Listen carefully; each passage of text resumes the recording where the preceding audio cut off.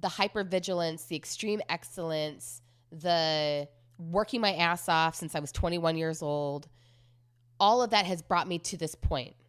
And this is where I am now. And now, like, it feels like literally the methodology by which I construct my life has to change.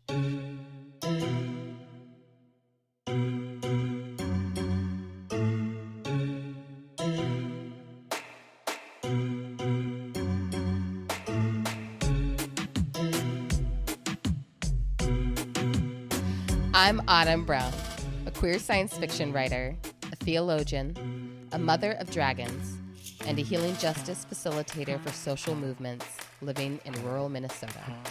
I'm Adrienne Marie Brown, a 40-year-old living in Detroit. And this is our podcast, How to Get Away with Murder. And this is How to Survive the End of the World, our podcast on surviving apocalypse with grace, rigor, and curiosity. You're so excited about being 40 years old that you literally can't even do the opening credits. I'm so excited about being 40 years old that I literally can't do anything else but turn 40. It's all I've been doing for the last month. That's all I plan to do for the foreseeable future. Just like y'all. I don't know if you knew. Like, I go up to random people in the street, at my gym. I'm just like, hi, it's my birthday month. I want our listeners to be aware of the fact that, like, in true Virgo nature, you sent an email out to our family about a month out from my birthday. A month of your birthday, just describing how you wanted your birthday to go, including, like, what you wanted related to your birthday to happen while you were here visiting us in August. Yes. And, like, in every location. From everyone I love. Through. Mm-hmm. You know, like, it was just like, this is the most Virgo thing I've ever seen in my life related to a birthday. So good. And I model it. I have to give props where they're due. My friend Aja is the one who I saw do this, where she sent out this message and it was much less demanding. It was more like a list of, like, Virgo things that she wanted. I think maybe it's part of that. I mean, it's like she did a list of things she wanted us to take pictures of ourselves doing and just, like, posting those, right? And yeah, I feel like I got into some more detail than that. But you know what happened as a result of that is I've had the perfect birthday season. Like, give us some highlights. So it started off at your house, where my house. It's a very, very, very fine house. And every time I'm at your house, I make pancakes from scratch with the kids. And we do it kind of like workshop style. Like, it's like we have 7 ingredients. We need 3 cups of this one and 1. You know, like, it's all like, okay, what's the math of a double? We need a double dose because this family cannot handle a single one. So what are we up to? So we've been training. And a double dose of chocolate chips inside that. on a good day for them. They get really happy about those days. But so I was like, I just want you guys to make me pancakes. Like, that's the thing that would make me really happy. And for the most part, I think they can do it. So it started with the pancakes, kind of in bed. I was in bed until the last possible moment. And they were delicious. And you helped them make them, so it wasn't too dangerous. You what? I mostly made the pancakes. You mostly made the pancakes. I guess my workshops But that's because I'm very controlling. Which is very related to what we're going to be talking about today. So I was like, Adrienne might do this workshop style with you, but that's not how I roll in the kitchen. You're like, and I made this part. You can stir it. Yeah, I'm kind of like that too, though. So anyway, that started there. I got to go to Italy with several of my closest and oldest friends. And just Italy. Just Italy. And it was everything that you would want Italy to be. And then came back, got to do a meeting that felt hard and important, which is, to me, the sweet spot for my work is like, there's nothing easy about this. I can't just figure it out. And this matters. This meeting really matters. It's the stakes are meaningful for each person at this table. Like, that to me is when I feel the most alive as a facilitator. And then I got to go on this trip to Idlewild and the writing retreat, right? Yeah, it was like an artist retreat. All of us like went up there, performed for the local Idlewilders, learned about this beautiful Black Eden, and really looking for it to be regenerated, like really looking at Black people, particularly Black people in the Midwest, to return and really invest in it as a space. So it was really exciting to be there, be learning about that. And then just came home and had an amazing time at home. Like all the, like all the FaceTime calls with the family, including the babies singing me happy birthday. I love that they also just managed that on their own. I was like, they Finn, just take that. your iPad, go upstairs, Mom's and y'all doing just something. Take care of We her. are doing this right now. And they sang it to me not once but twice, because there was some unfair sharing of the screen and they wanted to get it fair. Yeah. Like it was just like so thoughtful and loving. And then I just got to I spent the day with close friends, with loved ones, really intimate, really beautiful day. I slept a ton. I meditated. I took the time on my own to do my meditation, tarot, I Ching, come into the year. So all of it was just this is lovely. I feel great. I feel fully 40, fully celebrated. And celebrated as myself. Because, for my 30th birthday, I was such a mess. I was so mad because I thought nothing was being planned. And it turned out the perfect, amazing thing was being planned. And it was, do you know what I'm saying? I was just I got a big surprise, but I ended up feeling horrible about it, because I've been went into it so angry, thinking yeah, that no one was doing and anything passive aggressive and all this stuff, right? So this time I was I know that decade turnings are a big deal for me, and I'm just gonna act as if I know myself and not care if anyone thinks badly about it, because I also know that they love me. So I'm just that combo I'm gonna lean on. Well, I feel like this is actually a good segue into what we're talking about today. It's true. And for our listeners' sake, in terms of at some point in the last year, Adrienne had the idea that we should do an episode where we talk about the impossible things about us, and the things that we even ourselves inside of our own personalities and our own phenomenological worlds where we really believe that we're right, even inside of that we can find it impossible to be that way in the world. Then over the summer, as I've been sort of, full transparency, sinking into a deeper and deeper recognition of the level of burnout that I'm in, Adrienne and I really made the connection that there is this relationship between the things that we feel like are impossible about ourselves or impossible in our lives, and the ways that we kind of will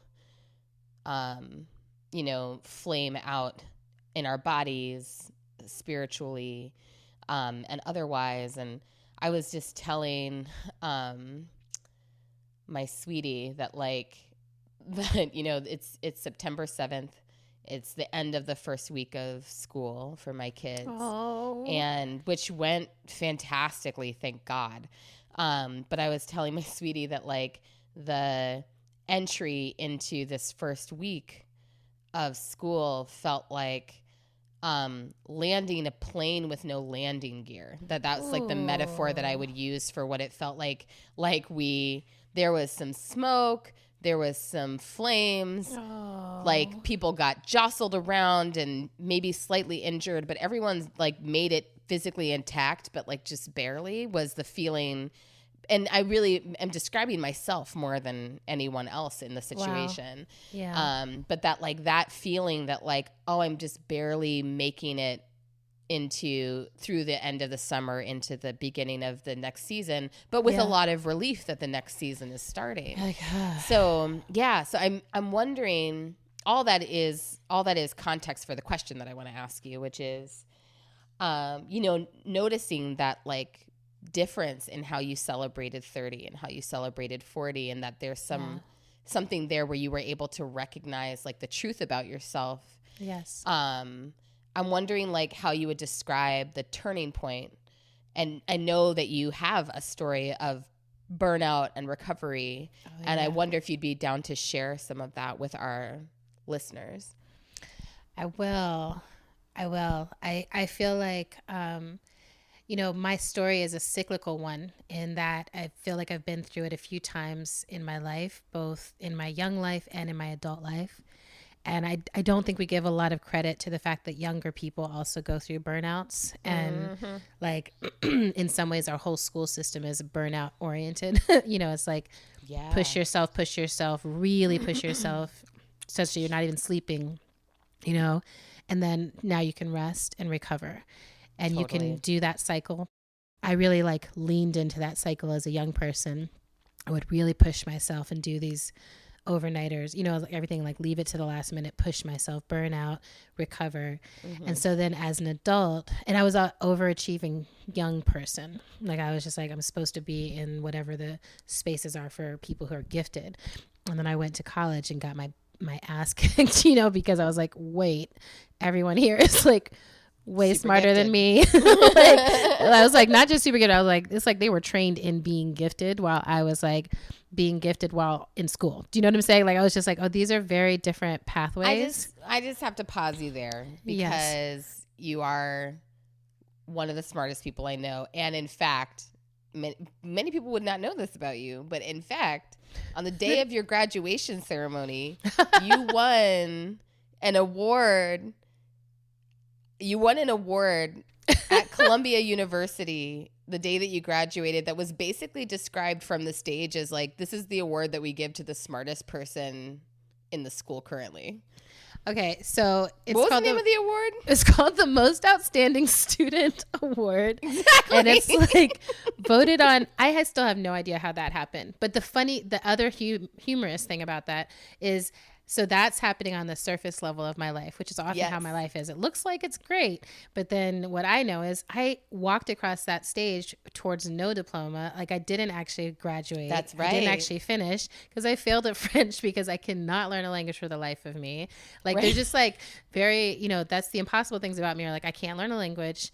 I can't really do math under pressure. Like I do great street math, but like if it's like a bomb was needing to be diffused or something, I would just be like, nope, sorry. 14 minus 7, I don't know, like it's too hard. And then how many seconds left? And reading nonfiction. I try to read nonfiction. Like it's so hard for my brain to wrap myself around nonfiction. I'll just be like it literally seems impossible. Like I'll try and then all of a sudden I'm asleep and I'm like, wake up. Right. Oh, Octavia Butler injection right away. Like I need just a reframe. Right. So, but I will say this, like going through those experiences of being like, I am smart. I don't doubt that I'm an intelligent person, but I've never been smart in the ways that made sense in the systems that I was in. Like, I feel like I have finally found my way into systems that appreciate the way that I'm smart. Yeah. And it's taken the majority of my 40 years to carve that space out. And the carving was exhausting work. And the carving is what burned me out, was being in a space that was actually not the right shape for who I truly was and trying so hard to make it work that I would put my body and my time and my spirit and my relationships and everything else on the line to make it work somehow. And sometimes it was in a relationship, sometimes it was in a workplace, sometimes it was a movement darling location, and just being like, this doesn't fit. Like, you guys like me, but you don't know me at all. This doesn't fit. I need to be doing something a little different and a little more behind the scenes, or this doesn't fit. I need to be thinking about science or whatever it is. So right. I will say that but like in a fictional way. In a fictional way, hence, right? Right. But I'll say this last piece here, and then I want to flip this question back to you. But for me, the cycle has almost always looked like going into a place of total shadow, total fog, total darkness, total hopelessness, where I cannot see my way out and I can't vision my way out. That distinct places, like my inner self, my outer self, neither one can smart my way out of it. Like I cannot find the way through the maze, and I have to be alone and recognize that. And it's in that recognition, some little spark of light shows up. Wow. And sometimes it's been a very literal journey, and sometimes it's been more like, oh, I understand right now. I'm in that dark night. And I had one of those this summer, where the IRS situation pushed me to the brink. And I'm also engaged in some deep healing work. And the combination, I was just like, oh, externally people think my life is great. And internally, I'm like, I can't, I can't figure out how far back I can even look in my own history, and I can't figure out a way forward in my financial situation. Yes. And it's that tension is getting to be overwhelming, and I don't want to tell anyone because I'm holding people who have real problems. This is always the other thing that happens in my head is I'm like, that's the other impossible thing. this is not real. Everyone else's shit is real, and I need to help them. Right? This is a Virgo impossibility particularly. It's like, am I saving someone? Am I Mother Teresa? It's just like, no, bitch, you are a normal person.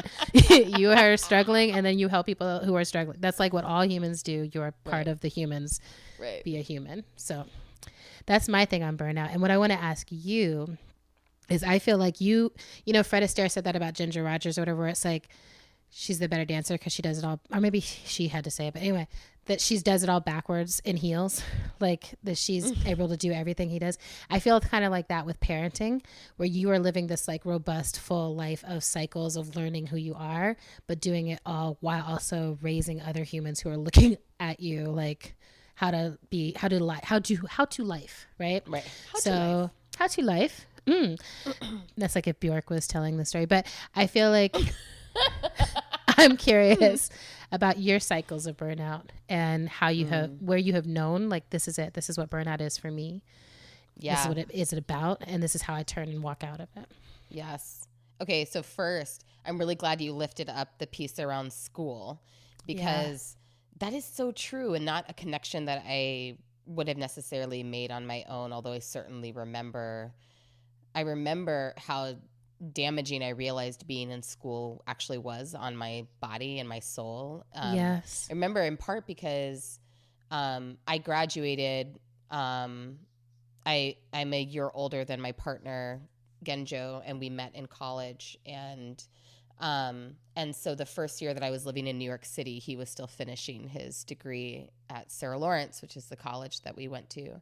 And I would take the train. The first few months that I was living in New York City, I would take the train from Manhattan up to Yonkers, and I would literally feel like something tightening around my heart the closer I would get to the campus. Wow. And after a couple of months, I was like, I just remember I called him once and I was like, you have to start coming down to me. I can't keep going back to that place. And I feel like I've since then entered into a place of gratitude about my college experience, because it was really phenomenal in many ways. Yeah. I definitely got opportunities through being in school there that are, kind of in, like, I got the opportunity to study abroad at Oxford University, which is like incredible. Like, that's not something that most Americans would ever get to do, right? So like, and we had so much magic time there. We had so much magic time in England. The mouth of the England, tents. Try it. All of England. Very cool. But it took me years to get back to a place of feeling gratitude for that experience, because I did experience so much harm there. Yeah. And it's interesting, later when I was doing a lot of work with healing practitioners, I remember meeting a healer through my organizing work who shared with me that part of her path to becoming a healer was having to drop out of her PhD program because she had a stroke because of the stress of the work that she was doing in her PhD program. And I remember it being like, it was so incredible. I didn't believe her at first. I was like, no way. There's no way that you could have had a stroke at your age just because of academic stress. And then, over the years, I've really learned, like, no, that shit's real. Like, you really can have a stroke. You could really have a stroke. You could really have a heart attack. You could really lose your mind. Like, I just want to say, my friend Janine Denovage just wrote a piece on this very topic that I just read today, like hours before getting on here. Fascinating. About her process of going through grad school. And I'm like, going to see if I can pull it up real quick, because it's in this book that is out now, that like just came out. But the whole piece is like her journey to grad school, and how before she got to it, it was like she felt smart. She felt like she had a path towards academia that made sense to her. And then the process of going through that schooling experience was like breaking down every aspect of that and structured in a way that did that. And that only learning about vulnerability actually got her through. Wow. And so the book is called Feminism and Intersectionality in Academia. It's Cool. out from Palgrave, and then her piece in it is called The Doctor of Vulnerability and Resilience.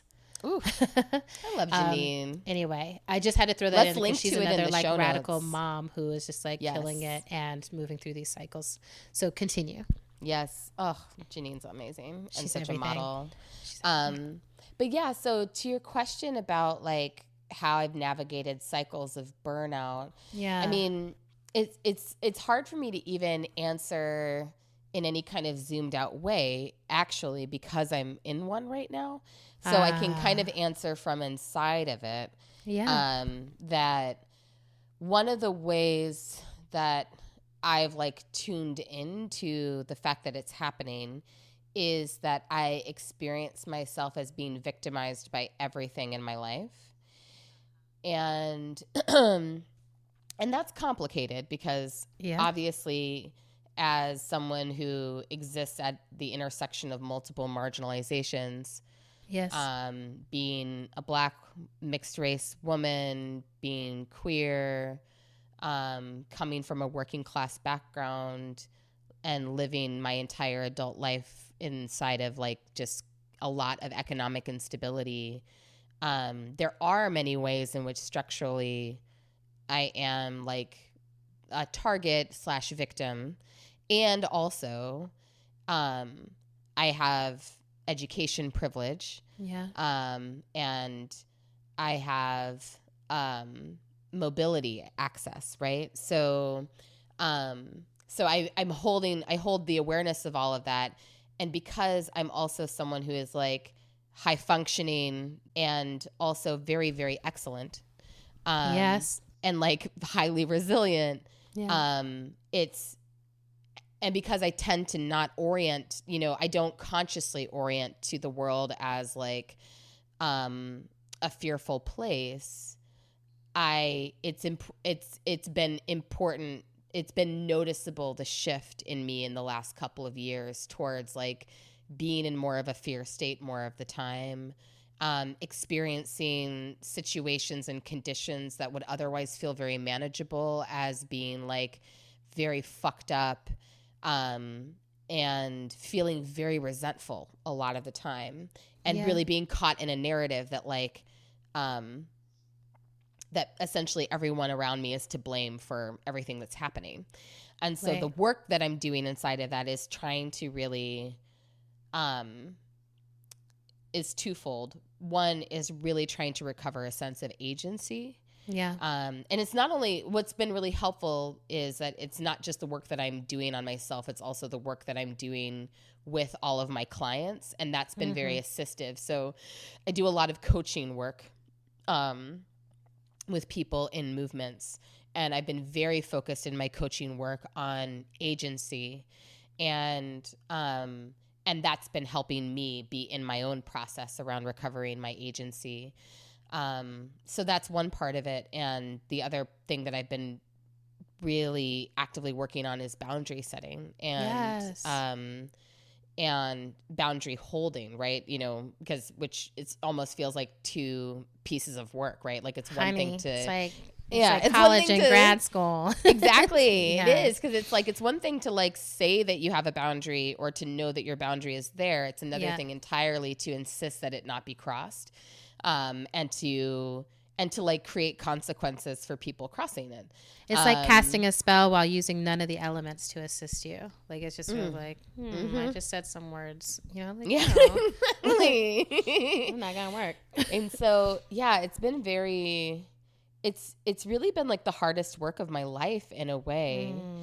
But I feel like the fact that I'm a parent has been one of the things that's really like kicked my ass into gear about it, because I had a moment over the summer where I was having the somatic experience where like every day I was kind of like, again, that like landing with no landing gear. I would get to the end of my day and then physically collapse.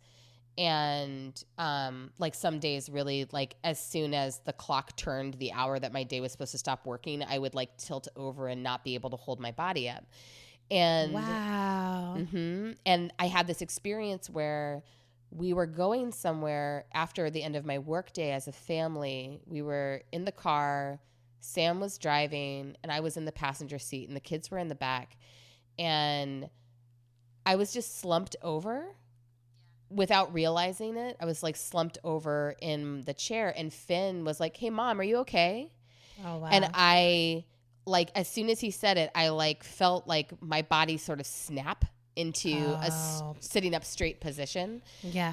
And then I just like kind of held myself up as long as I could, but honey. then realized how much effort I was having to put into like sitting up.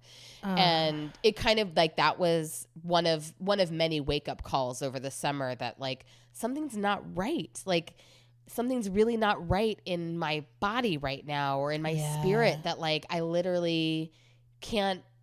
I feel like the word that my therapist would use is that I feel incongruent, and I love that. Yeah, it's really helpful. So the answer is really from the inside of this experience, is that I think I'm learning what it looks like. I'm learning what the signs are. Yeah. And I feel like I'm fighting like hell for my spirit. That's really what it is. I mean, I want to really celebrate you a lot right in this moment, because I feel like one of the ways that burnout perpetuates itself is that we hide it, right? That it's always something that's like, oh, once you're on the other side of it and you've got it all figured out and then you can actually talk about the fact that like burnout happened, But while you're inside of it, when you actually need support the most, and when it would be the most helpful for people to know that it's happening, the instinct is not to share. And so I just want to really affirm the bravery that you are moving with. And also that it's like, to me, so trust building. It's just like, oh yeah, like the more you're learning about those things, the more you're knowing how to navigate it. So I think that's incredibly powerful. And then I just want to also affirm like the work that your body is doing to still move through this, like that snapping to, that holding. Like I've realized that almost all of my chronic pain comes from those moves, right? Yeah. Like the moves that I do to like persist when I can't persist, the moves that I do when I'm actually feeling fearful. And I'm not acknowledging I feel fearful, or the moments when I'm exhausted and I'm not letting my body just rest, right? It's like almost all my chronic pain comes from like, oh, I tighten my hips a certain way to stay up when I should be laying down or sitting down or resting. Right. And it's like literally over time that just becomes a chronic pain that's like, well, fuck you, then you're going to sit down. So you were going to go, you could do it a nice way, but we're going to do it this other way now. And it's just like, I've created a punitive system in my own body. Like, oh no, this is, how do I start to, I feel like just affirming that, naming that it's like, oh, this is what's going on in my body. And then how do we start to attend to the body as a way towards that soul growth? I love that was that piece you're talking about, like, oh, this is my soul. Like my spirit is intact. And I feel like so much of what we're understanding is like, Grace talked about, this is a time to grow our souls. And I think we didn't necessarily think about what growth feels like. Right? That it's like growth spurts. Growth spurts are freaking horrible. Like when you see a kid going through one, all of a sudden you're just like, why are your bones sticking out? Like what's happening? Or like, why, like, why is your face so weird? Your face is weird and you're totally broken out and you're just sweating in odd places. And like, it's a growth spurt. Oh, it's a growth spurt. How adorable. But like, I'm like, when you're 40, it looks different. It looks real different. And it's wonderful, of course. But I'm just, like, oh, it looks like sitting in the shower crying for an entire day, because it's just like, I can't change what's happening right now, yeah. There is a component too of like, again, in the theme of like the impossible things, that I feel an increasing level of awareness of how my controlling tendencies and my need to be in control of my surroundings has like supported me up to now, and that I need to figure out a way to surrender control in order to meet the growth that's happening inside me. And that's very frightening and challenging, because it's like, okay, where does, like, one of my coworkers and I talk about like the like flip side of imposter syndrome being like extreme excellence syndrome. That like, you know, that like, That's if you're not struggling with like feeling like you're an imposter as a person of color particularly, then usually what you're struggling with is being like so excellent and having to be so excellent at all times. That like you kind of lose sight of the fact that it may not actually even be good for you to be that excellent, or good for others around you, right? And so I think that, you know, my extreme excellence stuff, and that's not me being like I'm perfect, but rather that like, no, it's a different thing from perfection. It's different. Excellence. It's extreme excellence. And it's it's holding myself to such a high standard. In relationship to like basically so many parts of my life that arises in part from like being in a state of hypervigilance. And which is intelligence, right? Exactly. It's kind of like intelligence as a cancer, like intelligence gone wild, intelligence that has like disconnected itself from something that is sustainable for the body that it's of, you know. Exactly. Like, oh no. And it's like, okay, it got me here. Here is a place where I've literally had to like put an auto reply in my email account that may be there forever that says I'm booked out for the next year in my life of work, which means that if you want to work with me, then you basically need to contact this other person about possibly working with me in 2020. And also like, and me.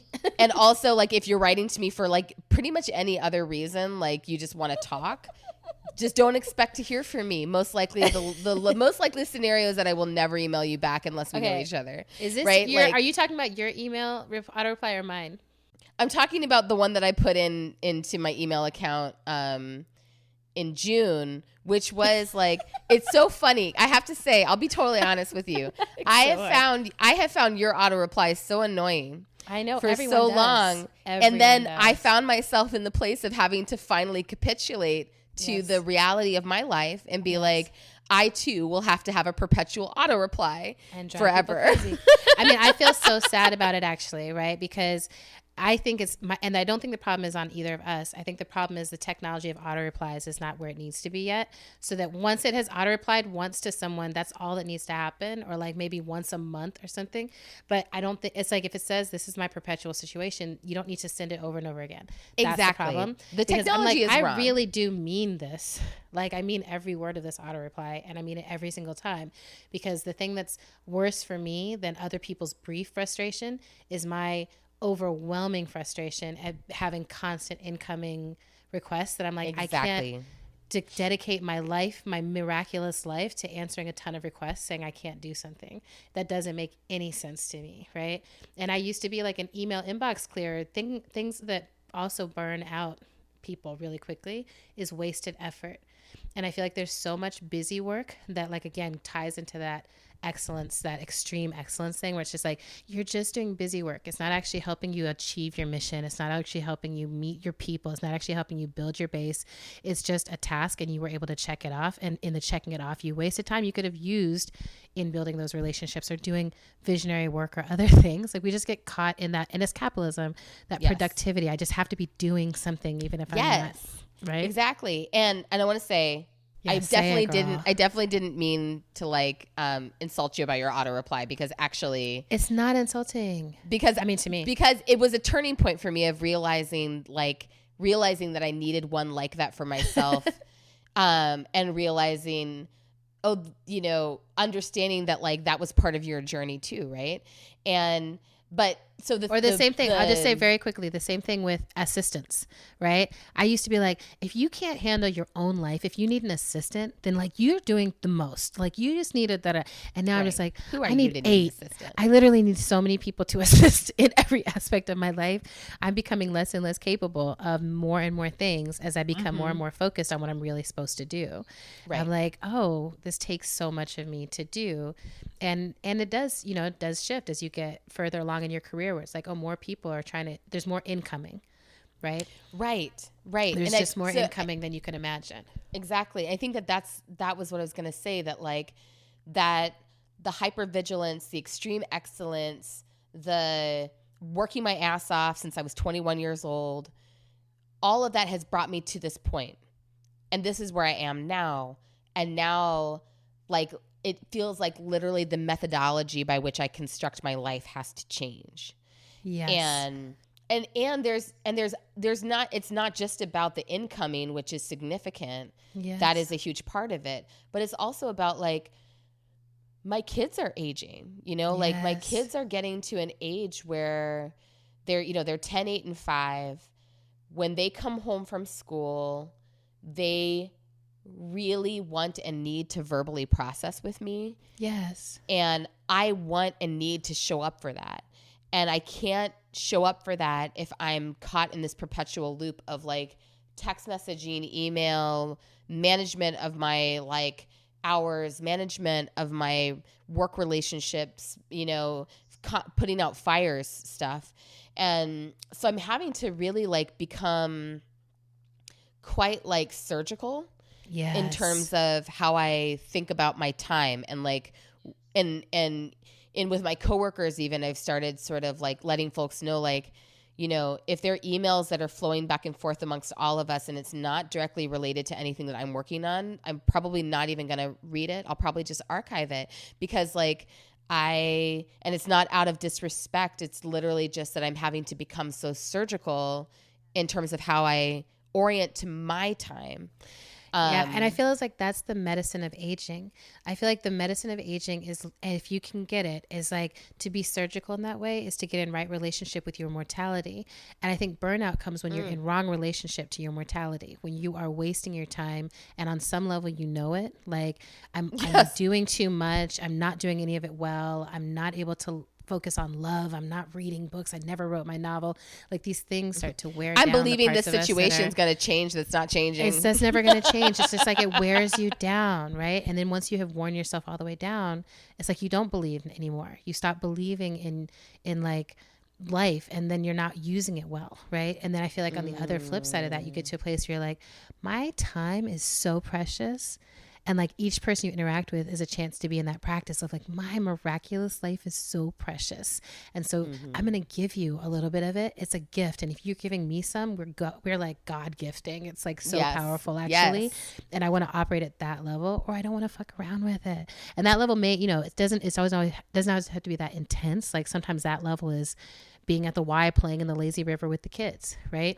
Like it's like, this is what I want to do with my precious, miraculous life, is spend as much of it as I can with these kids, right? And I want to spend as much of it as I can writing novels. And I want to spend as much of it as being in love. I want to spend it doing good in the world, like really radical good. So I'm like, if it's not those things, I'm not, you know, I'm not put on this earth to answer a bunch of emails. It's just not. And I wasn't put on this earth to answer a bunch of emails. I have to share a quote from this evening that was like a perfect moment to get to experience with my children, that I'm like, this is a great example of like exactly why I'm starting to set all these things down that I've been carrying. Yes, my love. I was eating dinner with my kiddos, and Mairead was asking questions about where she was born. And, you know, and Siobhan and I were explaining to her that she was born in the sunroom, in a tub. And Siobhan was like, yeah, you swam underwater after you were born. And Mairead was like, what? I was born swimming, and was like so excited about it. And then Mairead goes, but wait, how was I born? And Siobhan goes, well, first, you came out of mommy's little butt. And And she literally makes this little hand gesture where she's like showing with her fingers how tiny my butthole is. It's such a tiny little butthole. And I turn to her and correct her, and I just say to her, vagina. And she says, vagina. And then she looks at me and she's like, and it's very cute.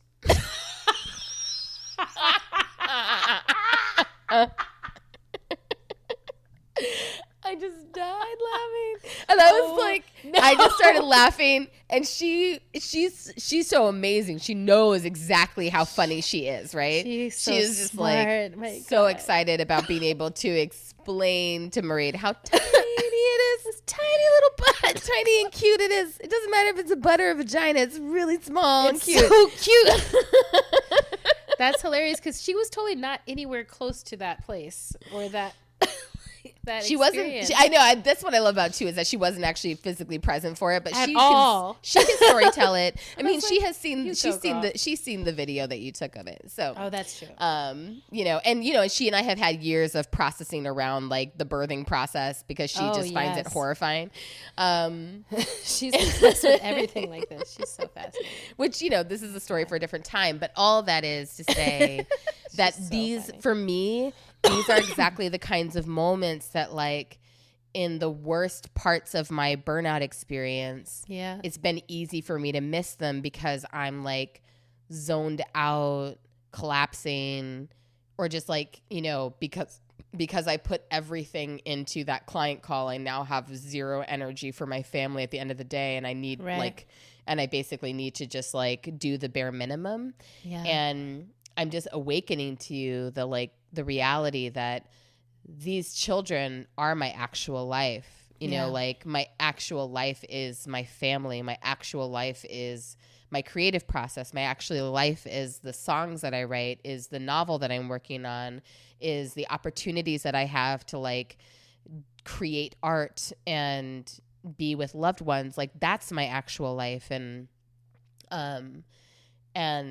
so that's like that. I basically have like set my intentions so strongly on that. And then I'm right. But I feel I'm so far away from it that I'm in the zone still of like, okay, what's my daily practice? I need to shower every day.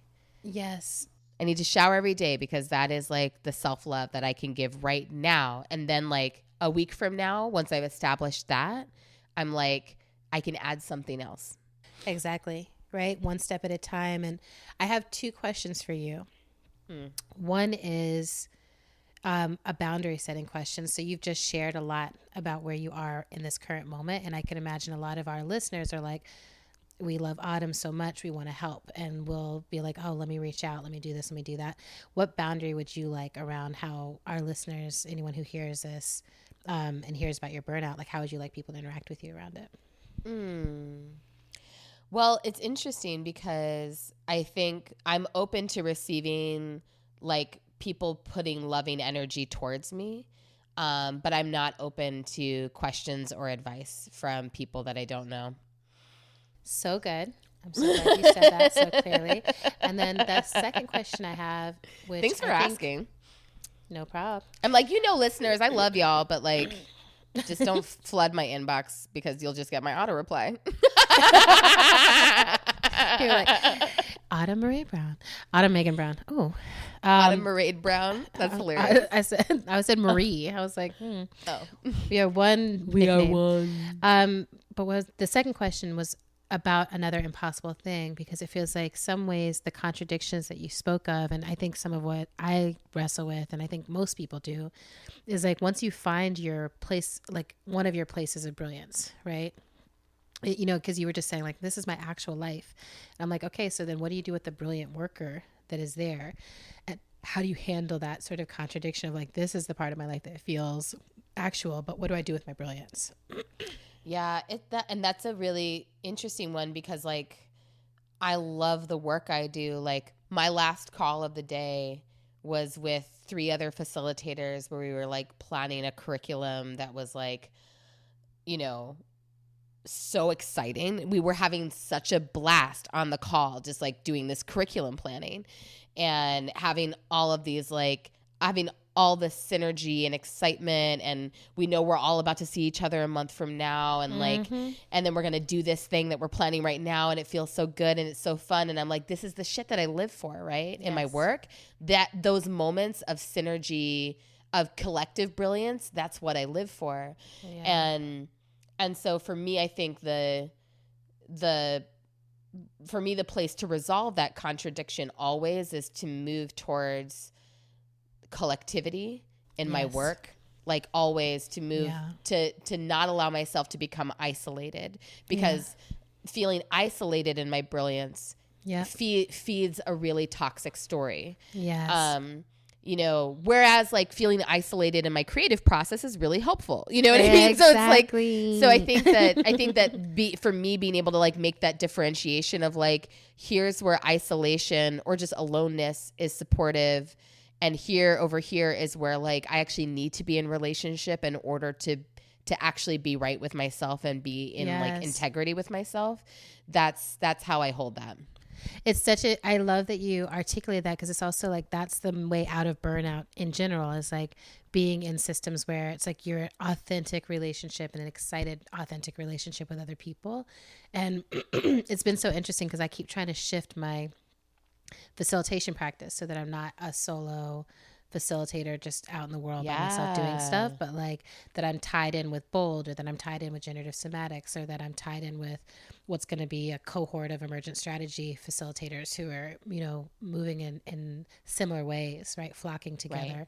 Right. And I really am like, that I'm trying to make that move. And it's also so interesting. And I think this really contributes to burnout in ways that we don't talk about often, is the structures of nonprofits, the funding structures, the literally institutions that we have really support the isolating narrative and the isolating path of like, you are a rock star. There's nobody like you. You're the only one the funder will talk to. You are the one they want to build a relationship with. You have to go get on the stage, but also be a great manager of other humans, and also be really great with budgets, and also be really great with this. And, you know, right. And like any of that language, I'm like, don't listen to that. Like, imagine it's like the devil trying to whisper in your ear, even if it comes out of someone's mouth that is like a friend, you know, just being like, oh, if you think you're, you know, I'm like, if you're getting that feedback, it's just a sign. It's like, think of it as like hitting the bumper rails with your bowling ball. You know, it's just like, you need to be recentered on community and recentered towards the relationship and the collective. I feel like a huge part of the wake up call of this IRS situation for me has been, I love my strategy. I should not have been doing an individualistic strategy to fight such a massive system. The look on your face just now was everything to me. So I'm really glad that happened. By the way, you look so much like Dad tonight. Like, I think the shadows on your face, I'm just like, it looks like a floating dad face with your hair. Shadows. Yeah. Also with my hair pulled back. I'm also just really like owning my masculinity right now. Like, ooh, I've been feeling like a lot of like super masculine energy flowing through me lately. That's awesome. And I'm really just like soaking it up and then channeling it. So that also might be part of why really it's working through. You look like a man right now, and it's awesome. Like, a very attractive 64-year-old man who's about to be 65. I was like, what are you talking about? Oh, Dad. I was like, you're so weird. That's what I'm channeling. That's so great. I was like, although I really hope that you're not channeling Dad. I hope this is your own masculinity. You're right. It's got to be mine. Yeah, it's a post-military, but pro. But I really just to not completely derail what you're saying, although I know that we probably need to wrap up in a minute. That was the face that I was making, was noticing the time. But just that I want to just say like a full body yes to that, and also say that like in the spirit of like apocalypse survival, like we can't afford to be alone right now. And so we are combating the pervasive individualism and isolation that's totally a habit of white supremacy, and we just can't afford it. And I feel it in my body that like I need aloneness, but I can't afford to be alone or be left alone, and those things are different. I think that I love that card in the Osho tarot deck. There's like aloneness and then loneliness, and it talks about the distinction between them. Yes. We can't actually afford the loneliness of burnout right now, like at all. And it's also like we can't afford to ignore that burnout is happening and that it is a logical response to these political conditions in this time. And so rather than denying or hiding it, we need to be like, where are you in the cycle of it? And like, how do we start to approach everyone as like, if you are an emotionally awakened human being, then you are probably in some cycle of burnout right now. And where are you at in it? And how can we all hold each other well through it so that we reach back, throw each other forward, and then let ourselves be pulled forward, and we keep moving together. And I feel like in this phone call, we're doing some of that. Yes. Where I'm just like, I'm freshly coming out of it. I can really feel the tide has turned in myself. Like every morning I can feel that I'm waking up ready for this life and excited about what's happening and excited about what I'm going to create and, generating. I can feel that has returned to me after having felt the absence of it. And I'm really pleased with how I came through it this time, right? That I was aware while I was inside of it, much as you are right now, just like, this is what's happening and I can learn from it. And you immediately in that move, as soon as you start to notice and be like, I have agency here, something starts to reflourish in the system. I may have made that word up, but I really think that's what happens. Well, I wanted to say that I love that you just said, like, I feel that I'm waking up every day excited about what I'm going to do, because last night Genjo asked me, like, if your burnout went away tomorrow, how would you feel different? And that was the first thing I said was, I feel like I would wake up excited about the day ahead of me, and I'm really ready to start feeling like that again. I want that for you. I want that for you, and I see you fighting for it, and I'm excited. I am fighting for it. I'm fighting like hell for it right now. Yes, you are. All right. I love you so much. What an awesome conversation. We're geniuses. Let's do our credits real quick. We're extremely excellent. We're extremely excellent emotionally, and we're extremely excellent and trying to be less so. I know. We're trying to bring it down, y'all. We're trying to just be a normal mess and not a sparkling mess full of confetti poop. All right. Thanks for listening to our show. We're on Twitter and Instagram at End of the World PC. We're also on Facebook at End of the World Show. I'm too happy, y'all. Okay, you can make a sustaining donation to our show by visiting our page at patreon.com/endoftheworldshow. Another incredibly helpful thing you can do to help our show sustain itself is to write us a review on Apple Podcasts. If you are an iPhone person, thank you. And Adrian, you should go reread you should read the most recent reviews that have come in since the beginning of July, because they're amazing. Are they amazing? They're okay. So good. I'll they totally just make you so happy. Okay, keep going. How to Survive the End of the World is produced and edited by the sparkling and delightful Zach Rosen. Sparkling like glitter poop. Music for today's show comes from Tunde Alaniran and Mother Cyborg. All right. Here we go. I'm going to turn it off. Kazam. Kazam. Right, bye.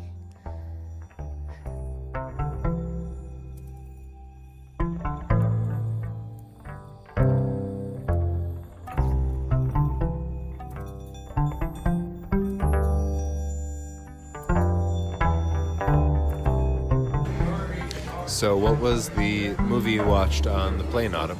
I watched A Quiet Place, directed by John Krasinski, also starring John Krasinski, and his wife, Emily something. She's the British lady. Okay, these motherfucking white people in the woods. Like, first of all, at the very beginning of the movie, they're like quietly walking back from town where they were scrounging for medical supplies of some kind. And these motherfuckers are letting their 4-year-old child walk at the very back of the line. So when he lights up his light-up toy that he stole from the store and turns it on, no one can get to him in time. And he gets scooped up by one of these monsters. And then, like, the next scene is, like, a year and a half later. Except instead of saying a year and a half later, they're like 455 days later. And it's like, okay, well, the only previous marker of time we had was 86 days. But whatever. How did you know that the way that they wrote 400 and whatever number of days had an accent like that?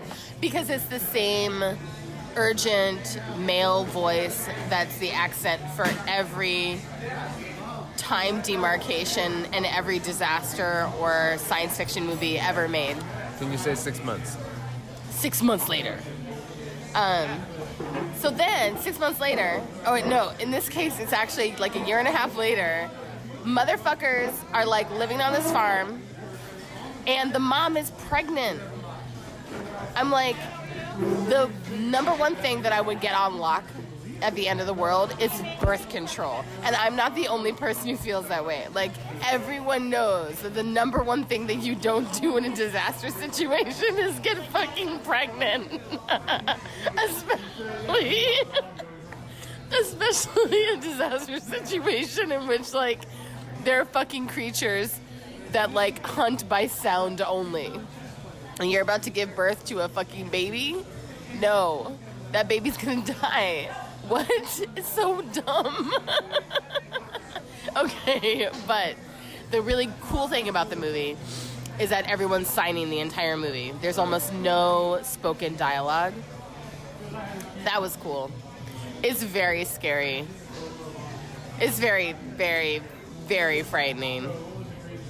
It's one of the first movies in which I've ever seen American-made movie where there's a birth scene in the movie and there's something scarier than the birth scene happening in the movie while the birth is happening.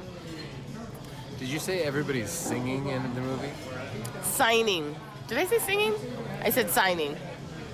They're signing. American Sign Language. You said signing the first time. Signing. Dwarf?